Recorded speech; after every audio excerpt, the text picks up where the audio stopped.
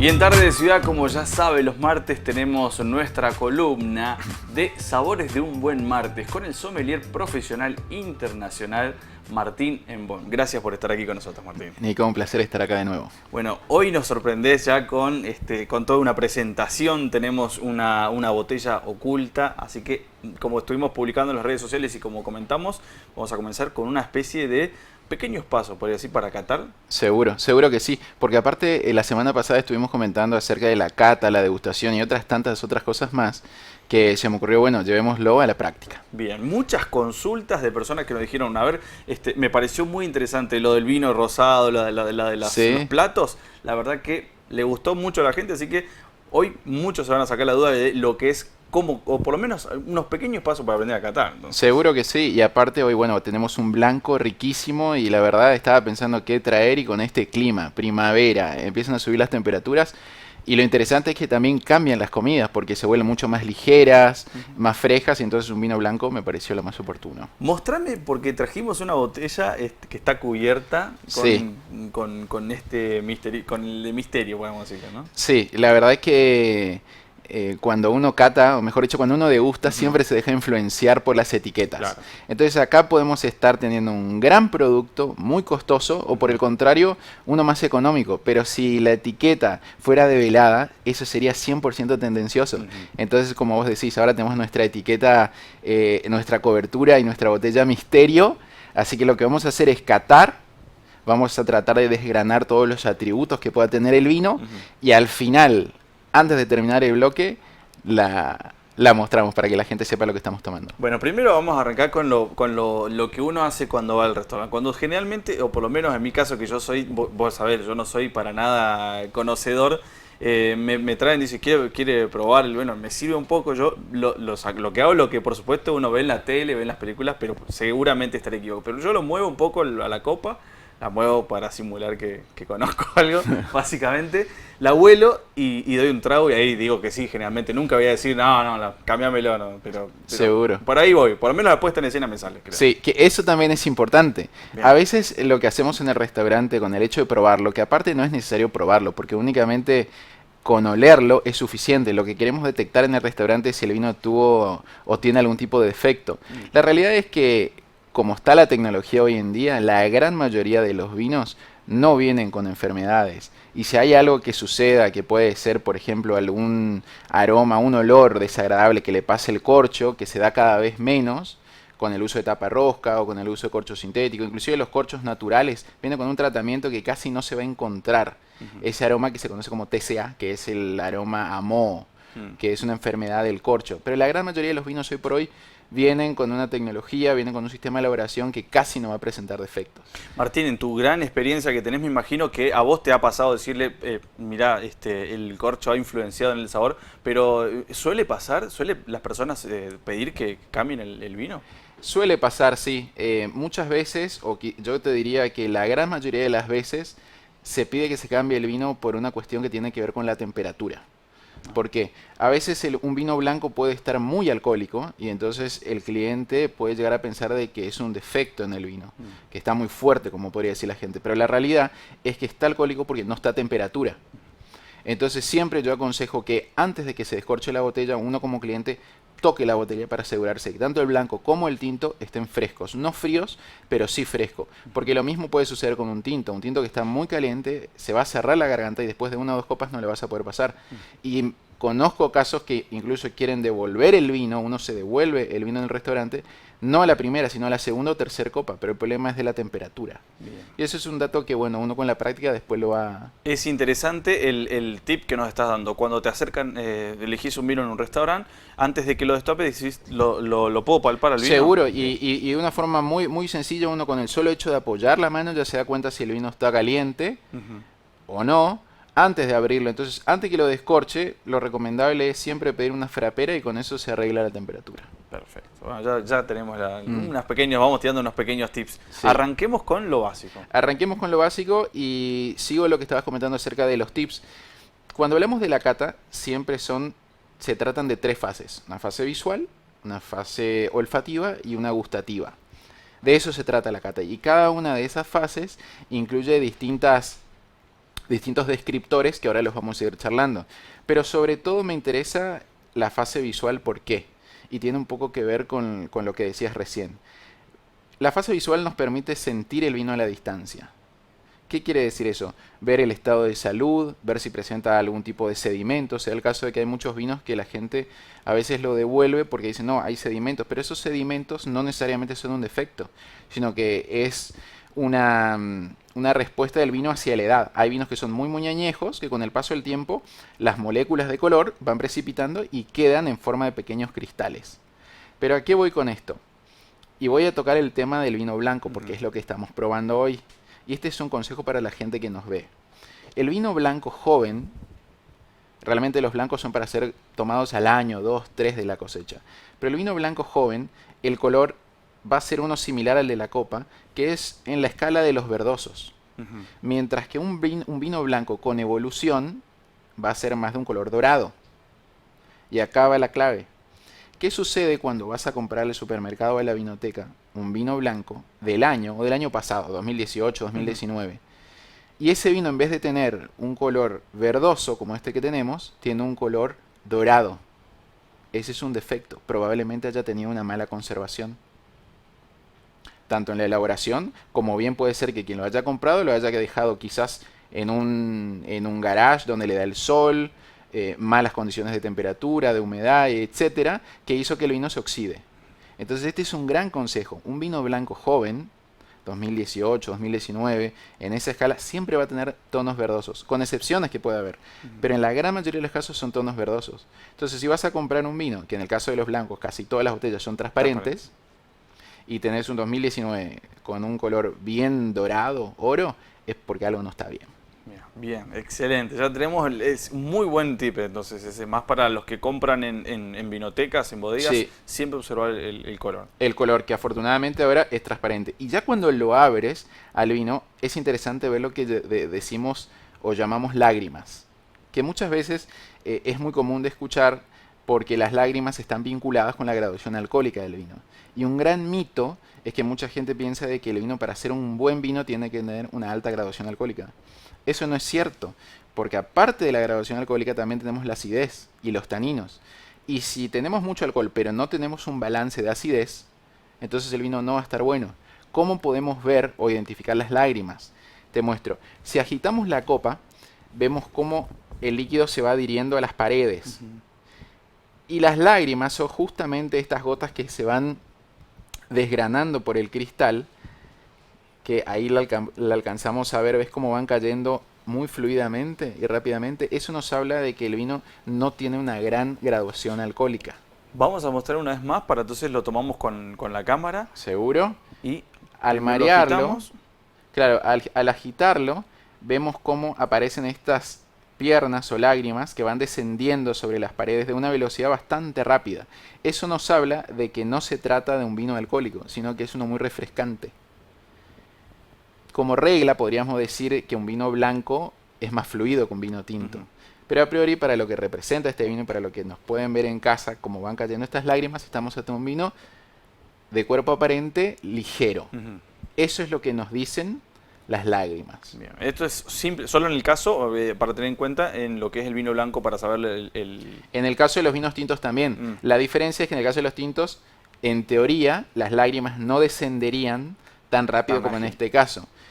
¿Qué es lo que va a suceder en un tinto? Que en promedio son de 14 grados de alcohol, 13,5, 14,5, van a ser lágrimas mucho más gruesas y van a caer más lentamente. Entonces ya podemos saber qué es lo que vamos a encontrar en el paladar con el solo hecho de verlo. Bien, bueno. Primera etapa, la visual. Etapa Ahora, visual. vamos a olerlo juntos. Bueno, en esta etapa, ¿qué es lo que vamos a tratar de hacer? La verdad es que hay 50, 60, 70 aromas que se pueden identificar en el vino. A grandes rasgos, y para la gente que nos vea, que vea lo entretenido que es, lo que queremos hacer es identificar las familias aromáticas. Frutales, florales, que acá tenemos mucha flor.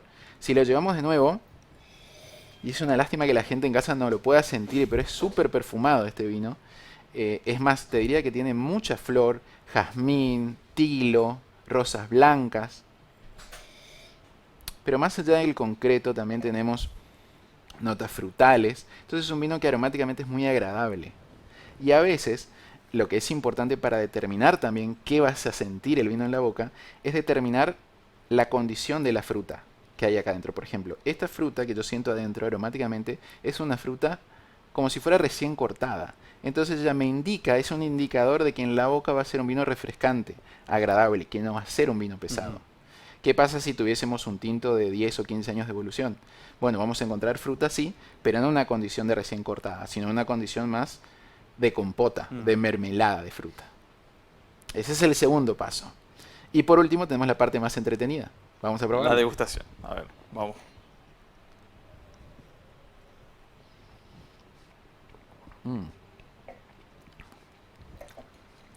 Y lo bueno es que todo lo que lo que vimos, lo que olimos, se confirma en el paladar. Porque es un vino seco. Y muchas veces la gente piensa que todos los vinos blancos son dulces. Y eso no es verdad. Es un mito, digamos, básicamente. Es un mito. En este caso particular es un vino completamente seco, pero aromáticamente tiene tanta fruta y tanta flor que te da la impresión de que se trata de que tuviera un ligero dulzor. Pero no porque lo fuera, porque es completamente seco. Todo esto que estamos diciendo ahora son pistas que podemos ir utilizando para el final del bloque, tratar de juntar todas esas pistas y decir, bueno, yo creo que este es un vino tal. Bien. Todavía no termina la cata. Todavía sigue. Todavía sigue. Tenemos entonces lo que hicimos, análisis visual, olfativo y gustativo. Ahora, lo interesante sería decir con qué lo podemos acompañar. Ya el maridaje sería. Maridaje, que es lo que empezamos la semana pasada a charlar. La verdad es que este es un vino tan versátil, tan fresco, que ahora, como tenemos la temperatura, si te gusta el sushi, es una excelente opción. Bien. Si te gusta el sushi, es una excelente opción. Si te podés ir un poquito más y conseguir un ceviche, hay unos restaurantes que tienen un ceviche espectacular, esto va de la mano. ¿Por qué? Porque el ceviche es bien fresco, limón, hay notas cítricas, entonces combina muy bien con los florales. Siempre comidas ligeras. Este es el maridaje para este vino. No dulces, la comida. Yo preferiría dulces. que no. Bien. Son comidas, al igual que este vino, para hacer un maridaje que empate con la frescura de este vino, algo bien fresco. Vegetales, ensaladas, una ensalada de quinoa y langostinos, por ejemplo. Se presta una ensalada César de salmón, puede andar bárbaro. Ese tipo de manjares, bien frescos, bien ligeros, que vayan bien con el picnic, con la costanera, en fin. Martín, vamos con algunos de los mitos que algunos tenemos seguramente incorporados. Por ejemplo, uno dice, vino blanco, hielo. ¿Vos qué decís? Bueno, acá volvemos al tema de la temperatura. El hielo muchas veces lo que va a hacer al diluirse va a cambiar las propiedades del vino. Si está caliente, adentro de la frapera. Bien. Entonces de esa forma se van a conservar las propiedades del vino. Es más o menos como sucede en el whisky. En el whisky es válido incorporar un par de rocas. ¿Por qué? Porque lo que pretendemos es que es tan intensa la estructura del whisky que poniéndole un hielito, al derretirse, va a ser mucho más amigable al paladar. Pero indefectiblemente las propiedades de la bebida va a cambiar. Acá sucede lo mismo. Si metemos un par de hielitos, se va a empezar a derretir y estos aromas se van a empezar a esconder. Y en el paladar no va a ser la misma sensación. Entonces, lo más fácil, y que no cambia nada, y que nuestro clima lo permite, hielera y el vino adentro. Bien, vos estabas hablando de maridaje y hablabas de algunos platos con los que se pueden acompañar, por ejemplo el sushi, que me decís que es excelente para un vino de estas características. Uno piensa, ¿no? Y dice, cuando uno hace el maridaje, ¿cómo es que se lo aprovecha bien? Uno dice, bueno, yo sé que vos lo explicaste de una manera muy interesante en una de tus charlas, que es hacer la prueba de dar un bocado, saborearlo bien al bocado y acompañarlo con un poquito de vino.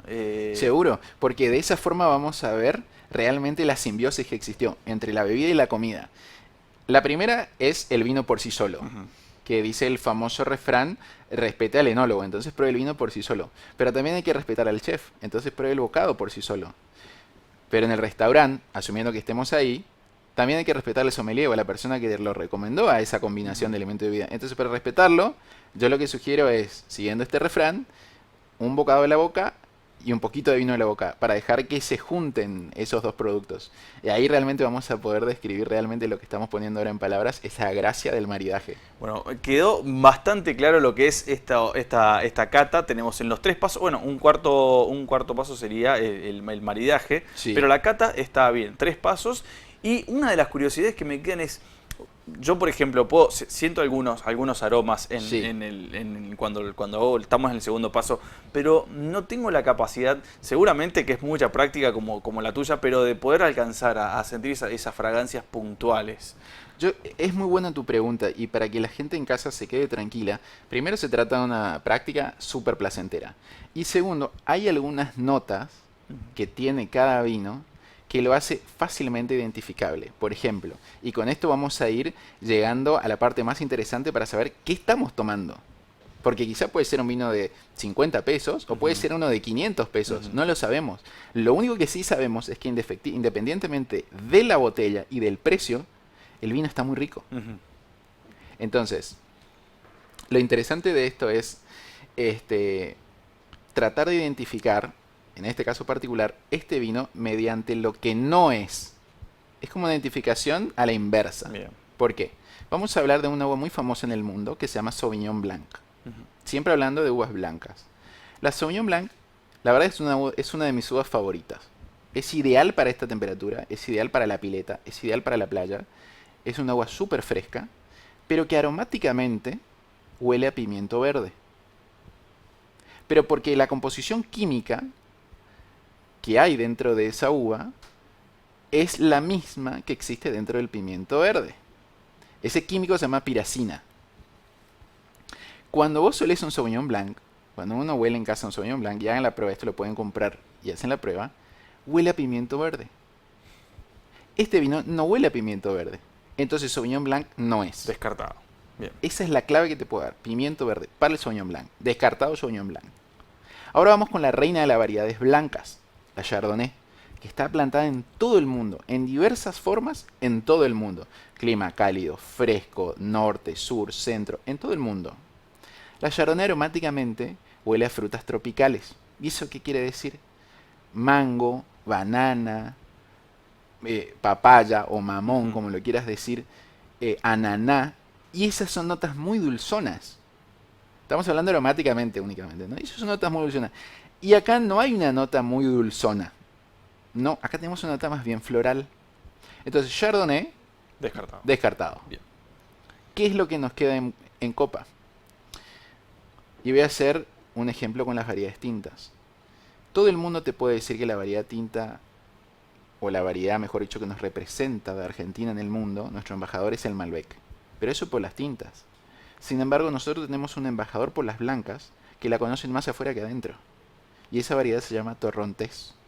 Y la Torrontés tiene la particularidad de todas las notas aromáticas que dijimos y esa cuestión muy propia de esta uva que en el paladar es tan fácil de tomar porque te da la sensación de que tiene un dejo de dulzor, pero no lo es. Ese mix de frutas y de flores es típico de la Torrontés y no de otra uva, solo de la Torrontés. Y no hay otra uva que sea como esta porque esta es una uva autóctona de Argentina. La Malbec originalmente nació en Francia y la trajimos, pero esta es de acá. Y no hay otra uva que huela a estas notas que dijimos al principio como la Torrontés. O sea que si tuviésemos que finalizar este ejemplo de cata, Ujú. diríamos que Sauvignon Blanc no es, Chardonnay tampoco, así que lo que nos queda es Torrontés. Torrontés. Bien. Muy. A ver qué. Vamos a descubrirlo porque Vamos ya. a descubrirlo, vamos a descubrirlo y acá tenemos un torrontés de el lugar geográfico donde nace el torrontés más famoso nuestro, que es de Salta, concretamente de los Valles Calchaquíes. El epicentro de la producción es Cafayate. Bueno, de ahí, cuando vayas a comprar un torrontés, de los Valles Calchaquíes, y concretamente si podés, de Cafayate. Esta uva, o mejor dicho, este vino, viene de una bodega que se llama Estancia Los Cardones. Y el enólogo que lo hace es un enólogo multipremiado que tiene bodegas en Cafayate, en Mendoza y también en la Patagonia, que se llama Alejandro Sejanovic. Y si uno tiene la fortuna, que después lo vamos a ir haciendo en los próximos programas, de probar los vinos que hace él, son vinos realmente de autor, porque vienen de lugares muy pequeños, dentro de toda la provincia, de lugares muy pequeños. Entonces, este torrontés, si alguna vez nuestra gente lo puede conseguir y comparar con otros torrontés, se van a dar cuenta de que hay tantas diferencias entre lo que sucede quizás en Cafayate o lo que posee en Molinos, que la diferencia de altitud son quizás 500 metros sobre el nivel del mar. No obstante, es una gran bodega esta que estamos probando, un excelente ejemplar. Y si estás empezando y querés arrancar con el vino, lo más recomendable siempre es por un Torrontés, porque es amigable, es ligero, es fácil de tomar y aparte es nuestro. La verdad que, y es muy rico, aparte, bueno, le voy a hacer probar después a mi esposa Delfina, que a ella le gusta este tipo de vinos, así que yo creo que este está ideal. Lo anoto, ¿eh? Sushi, o si no, me dijiste una ensalada con langostinos. Sí, ensalada con langostinos. Bien. Martín, siempre excelente lo tuyo. La verdad que vamos a ir. ¿Podemos adelantar qué podría venir la próxima semana? Un adelanto simplemente. Seguro que sí. La semana que viene vamos a romper uno de los grandes mitos para todos aquellos que piensan de que un vino rosado no es un vino. Así que la semana que viene vamos a hablar acerca de rosados. Bien. Un consejo, vamos a hacer, porque esto ya es que sirvió mucho. Vamos a hacer te digo un plato y vos me decís que con qué vino lo puedo acompañar, ¿vale? A ver. Vamos a ir a comer y pedimos 2 platos. Yo voy a pedir unos ravioles con salsa con cremas. Sí. Y sí, bueno, y me acompañan también, se va por las pastas. Bueno, para las pastas, 2 recomendaciones. Y más en el caso de la salsa, como estás diciendo. Si es una salsa con crema, quiero un vino cremoso. Un vino blanco cremoso. Y un vino blanco cremoso es un chardonnay. O sea que si vas a hacer pastas con salsa blanca, chardonnay. Chardonnay. Si vas a hacer pastas rosadas, un vino rosado. Puede ser un rosado de Malbec. La semana pasada estábamos probando de la bodega Enrique Foster, un rosado de Malbec muy rico, súper fácil de tomar y súper ácido, que o mejor dicho refrescante, que con la salsa rosa queda bárbaro. Bien. Y si tenés pastas y carnes, entonces vamos con un tinto que se parezca a un blanco, Pinot Noir. Perfecto. Martín, muchísimas gracias por estar aquí con nosotros en esta columna que, como ya saben, los martes después de las 16 estamos con Marcha Martín. Buenísimo, hasta la semana que viene. Estuvimos conociendo estos consejos del experto que nos pudo abrir la cabeza con muchas cosas. Tenemos algunos mitos que fuimos derribando y además aprendimos a catar. Son 3 pasos, recuérdelos y si no, lo puede encontrar el video completo en nuestras redes sociales. Nosotros vamos a un poco de música y enseguida regresamos con más Tarde de Ciudad.